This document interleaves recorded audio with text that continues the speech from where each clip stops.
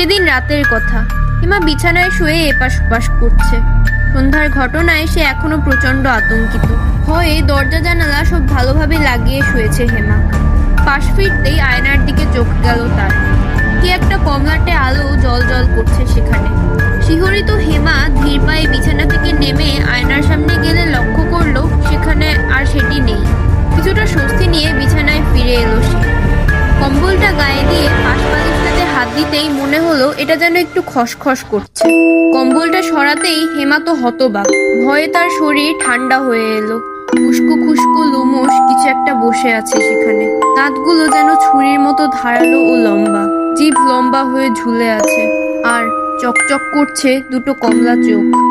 হেমার বুঝতে বাকি রইল না যে এটা কুটু ছাড়া অন্য কেউ নয়।